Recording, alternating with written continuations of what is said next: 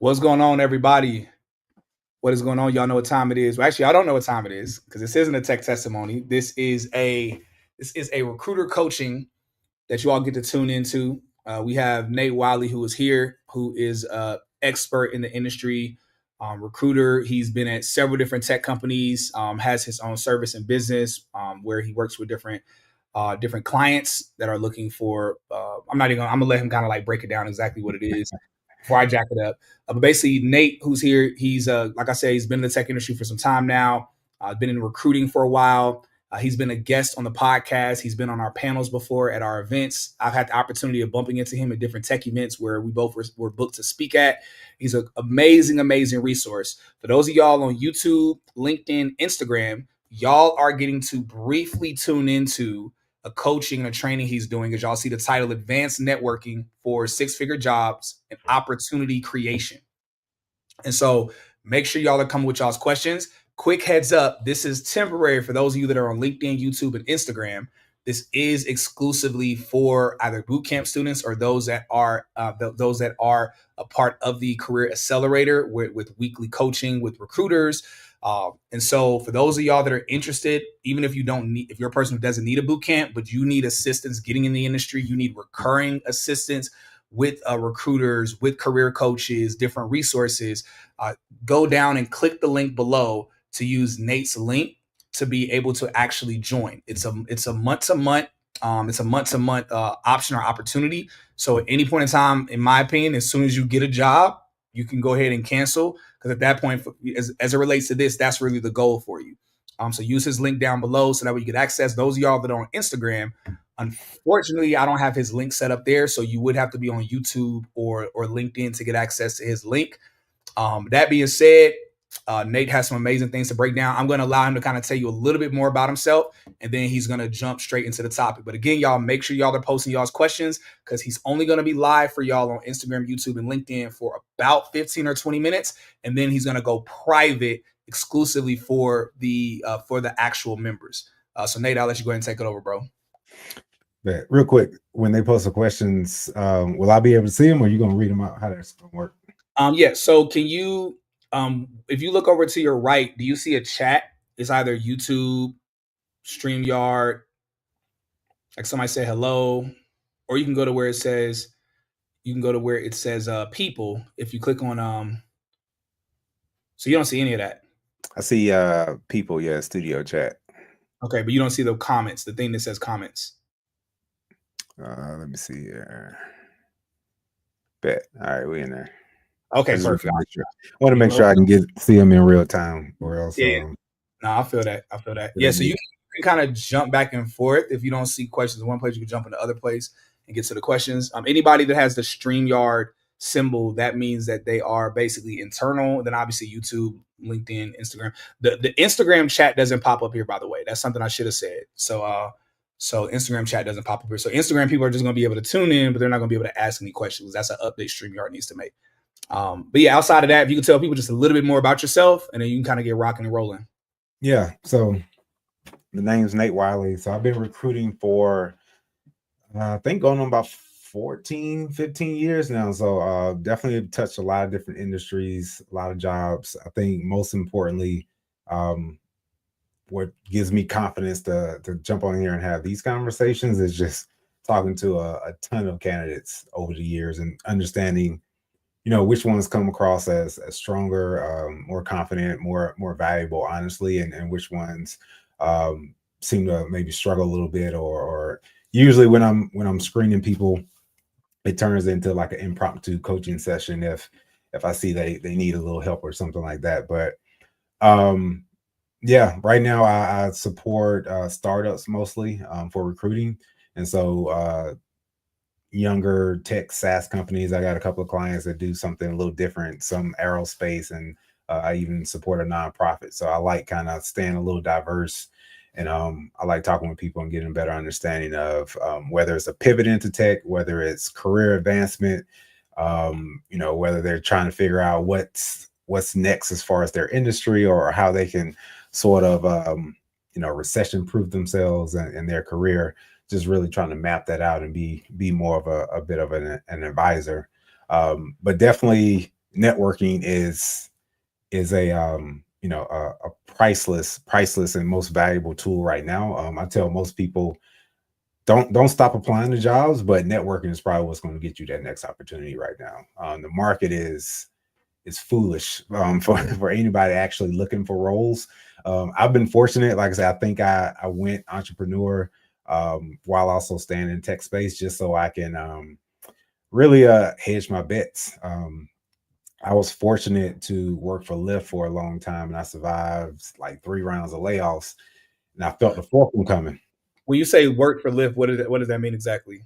Well, I was a recruiter. I worked for Lyft like 4 plus years, and so I started there as a business recruiter. Then I became, I think the next thing was like a senior recruiter. Then I became a recruiting manager, and then I moved into a senior recruiting manager for machine learning and AI and data science. And so while I was there, to kind of overlap with the topic of networking, I spent that 4 years like internally networking, and now a lot of my opportunities as an entrepreneur, as a consultant, actually come from a lot of those connections I made when I was working at Lyft, because those individuals left Lyft and became founders, became directors and VPs and all these other titles that actually have hiring power and decision making authority. And really it's like, oh Nate, yeah, I remember you. You found me, that strong analyst I liked or whatever. I actually have a need to build out my team now. Would love to partner with you again. And it's like that easy. Like just sign them a contract. So I'm I don't look for shortcuts, but I do look for ways to reduce friction in trying to get to money. And so that's kind of the way I think about it. Like it's not necessarily a shortcut because I'm sort of reaping the seeds I sowed, back in 2020, back in 2021, not even really knowing what I was going to be doing at this point, but I just know the value of knowing as many people as possible. Okay, yeah, I wanted you to clarify because you say, yeah, I was fortunate to work Lyft, at for 4 years. People gonna think you was like me, actually being a Lyft driver. bro. I think we talked about that when I was on your show. Yeah, I had to clarify that for a while when I was telling people, especially my Yeah, family, when I said I worked for Lyft. Like, oh, you make decent money. It didn't hit me at first. I was like, "What you mean?" And then it kind of hit me a little bit. I was like, "Oh, they think I'm out here driving." that's funny. Well, when he said, let me ask y'all in the chat, when he said that he worked for Lyft, did y'all minds automatically think he was saying he was a driver for a minute, or did y'all understand that he was speaking about, on the tech side or the recruiting side? I'm curious. All right. That being said, so yeah, so I'll let you go ahead and do your thing, Nate. I'm going to drop out and I'm gonna come back because knowing myself, I keep listening. It's gonna turn into an interview. It's gonna be like a podcast interview. Nah, it's all good. It's all good, brother. All right, man. I'll let you do your It's, thing. All right, y'all. Make sure y'all post y'all's questions. Jalen, I see Jalen posted a question. Jalen done kicked it off. But I'm gonna allow Nate to kind of run it and do it, the order and flow he does it. But make sure y'all are tuning in. Make sure y'all are taking notes. This is a great opportunity for y'all. And again, everybody on YouTube, LinkedIn, Instagram, y'all want to be able to tune in to the entire thing and also be able to watch the replays and other trainings and stuff. Make sure y'all click the link down below to get access. But other than that, I'm gonna leave y'all in Nate's hands. all right, brother. That's crazy. Y'all thought I was talking about driving. It's all good though. No, and that's no shade to anybody driving, but yeah, that wasn't a career of mine at one point. But cool. So, Jalen, we can kick off with your question. I see you said, how do you build deeper connections beyond just exchanging contact information when attending networking events?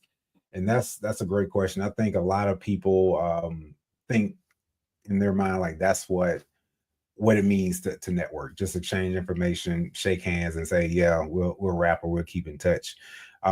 So I'm a big believer in value and making sure you're putting yourself in the right positions and meeting the right people in order to not just get progress on your own personal goals, but really understanding like how can you help someone else level up or make the right connections or be able to point them in a direction or even point out a pitfall that maybe you had at some point in your career. And so to answer your question, in the shortest form of how do you go deeper, is being able to understand like what's your value and being able to quickly connect the dots with that person that you're speaking with as to how you may be able to partner or collaborate or just help them out in a way.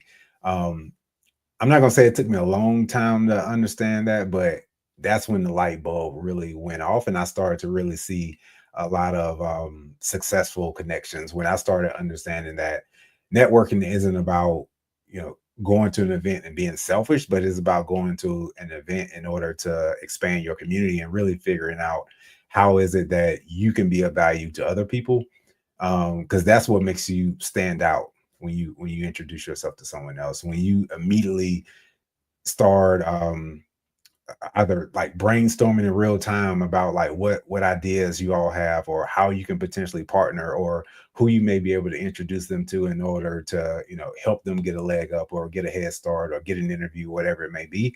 Like that's how you create that deeper connection, because now that's going to stand out more than just an exchange of LinkedIn's or phone numbers. So I hope that that helped, Jalen. Let me know if you want me to expound on that a little bit more.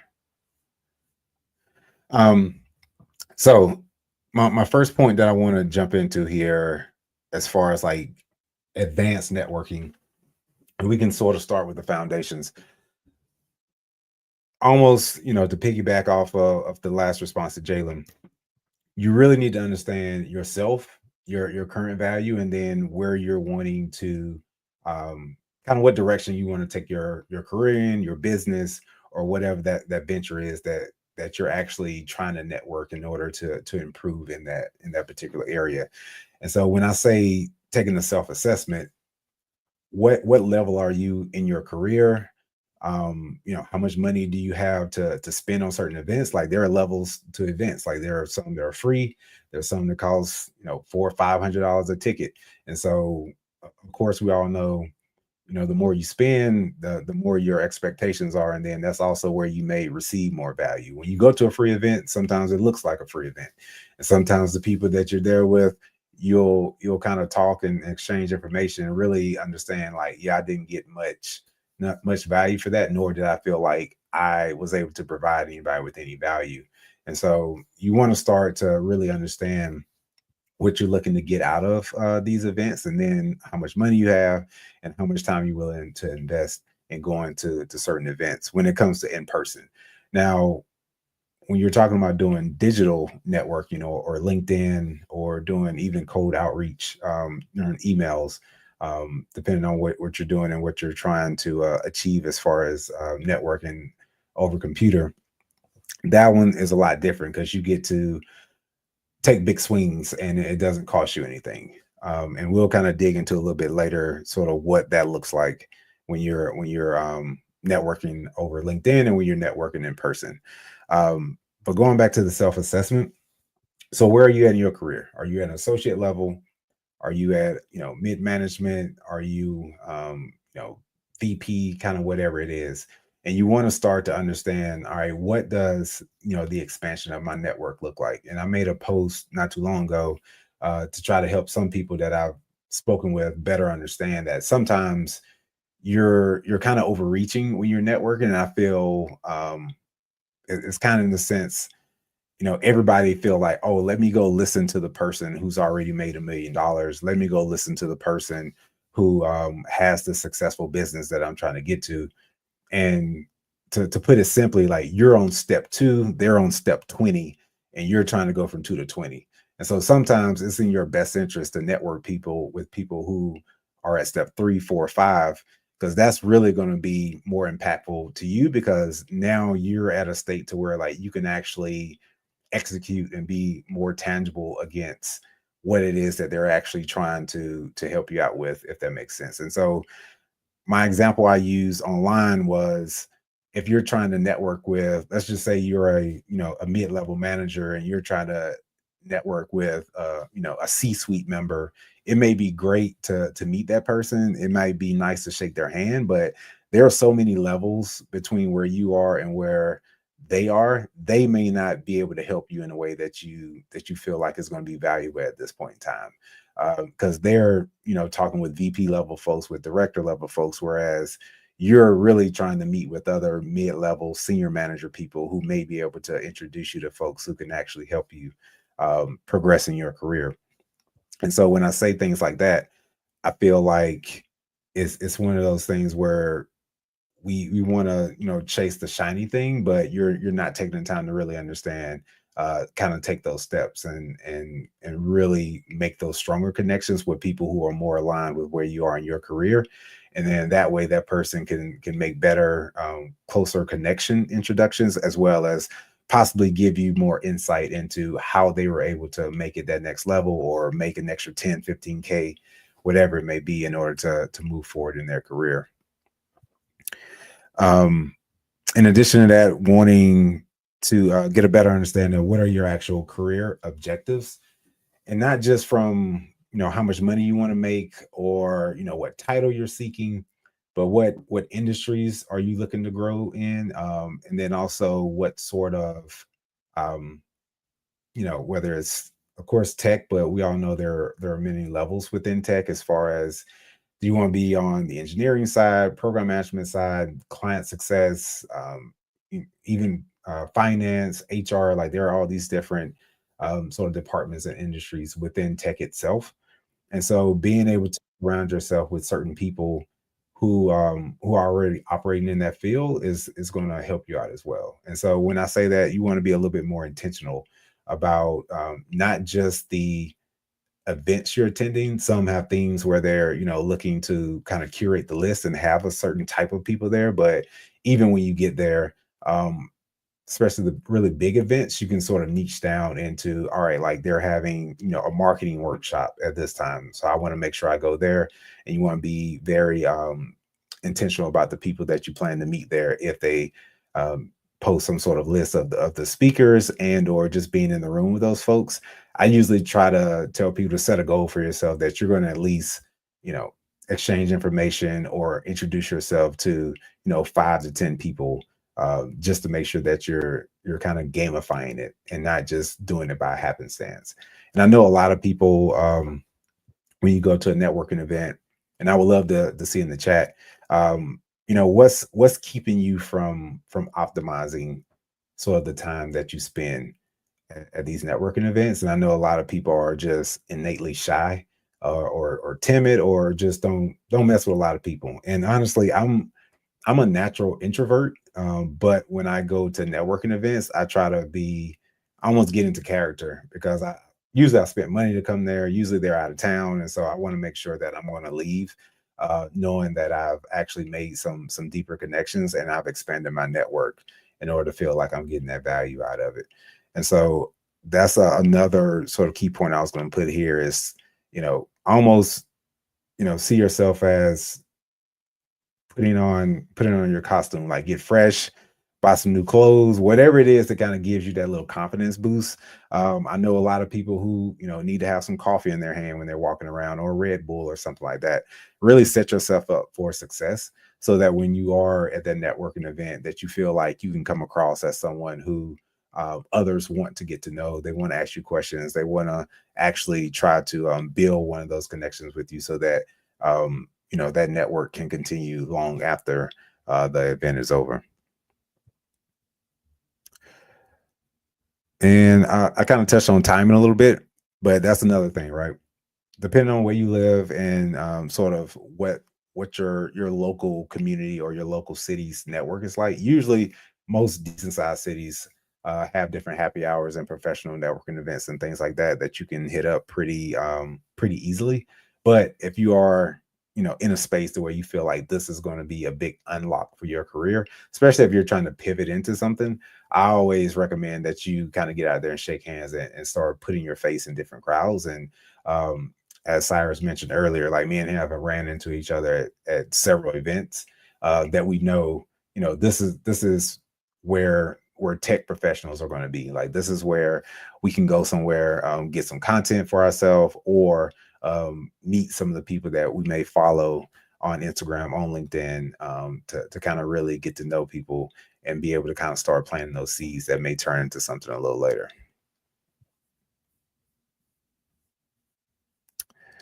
I'm trying to see any questions right now. Yeah, I tend to feel fake at meet and greets, because I'm not trying to make friends. I feel like it's a brag fest, and as a humble introvert, I struggle feeling fake. That's a real thing. I get that. My advice to you, my recommendation is just change your perspective. Like it's not like that. That's kind of, it's not unique to you, but that is in more in your mind versus anything else. Like it's not a thing of feeling fake. Think about like when you go on an interview, right? Interviews are like the biggest um cosplay, type event that I can think of, right? Even myself, when I'm screening candidates, like I don't always come across as the Nate I may truly want to be until I've worked with that candidate, for a couple of weeks, and now like we're very comfortable, and we've kind of built a rapport.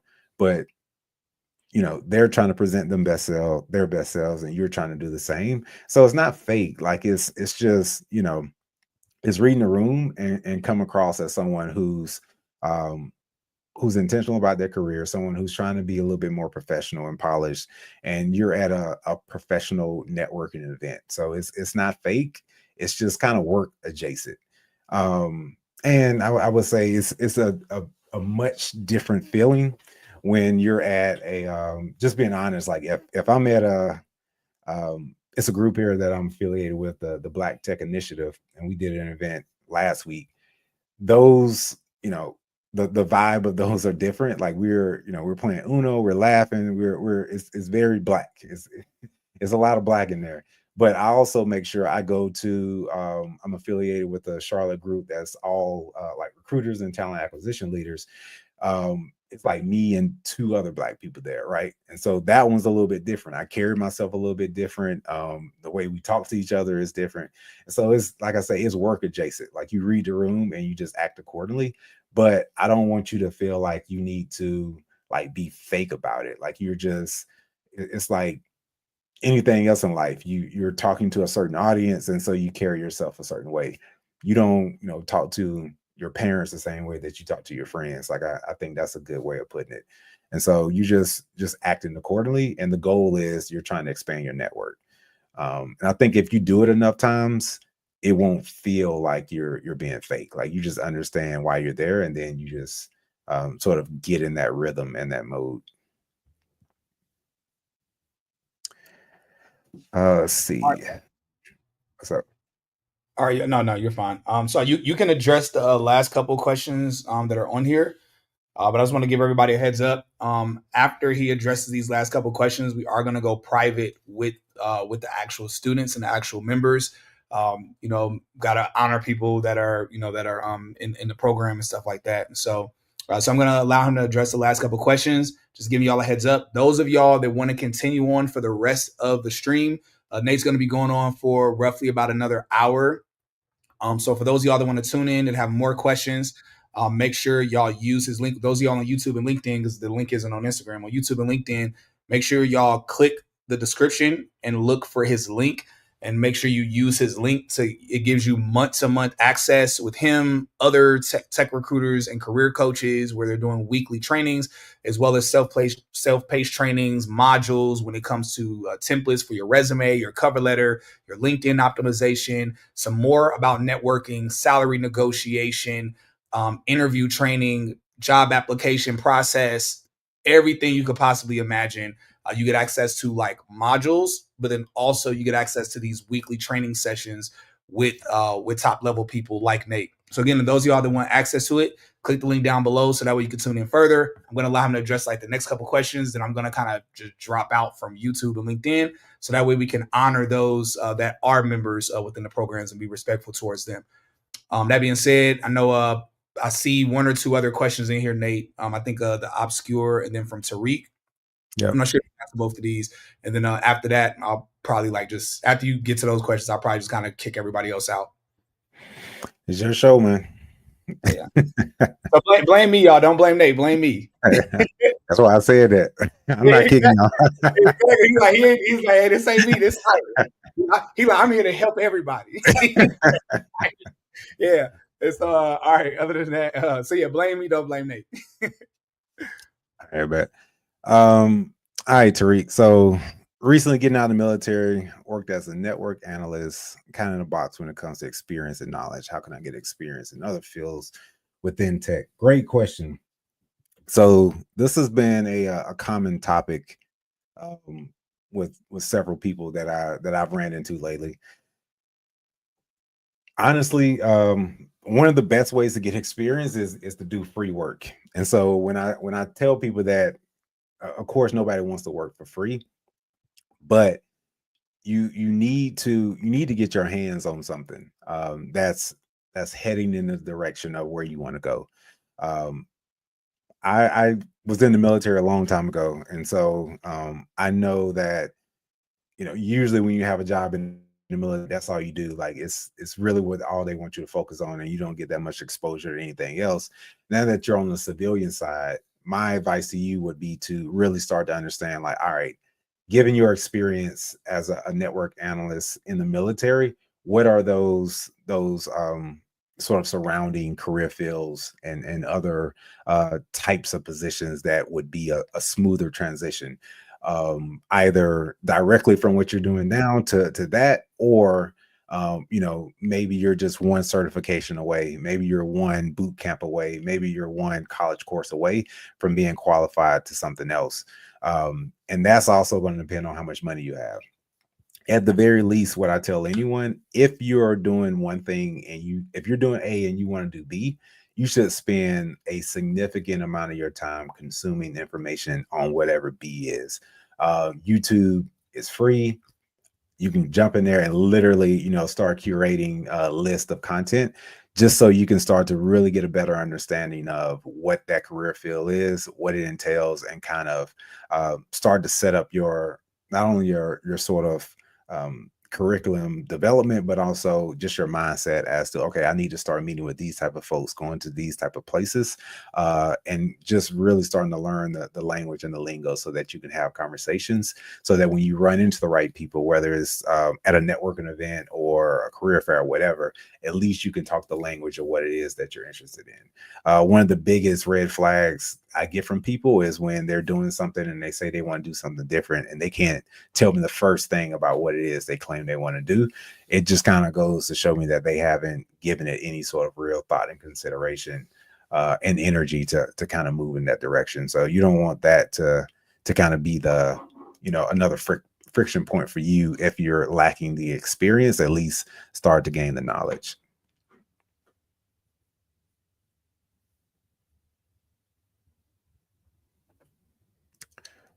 Uh, I don't know if All right, yeah, sorry I'm about good. the picture. I saw another one come through, but I don't want to.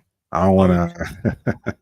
all right, cool, y'all. So look, I'm gonna go ahead and have to kick everybody from YouTube and LinkedIn out. So Nate, you still will be able to see the questions. So you can still Okay. address the question if you believe it's a good question.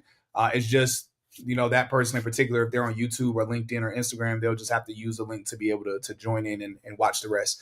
Aside from that, y'all, Nate is still going to be here for those of y'all that are in the community, members or in the boot camp.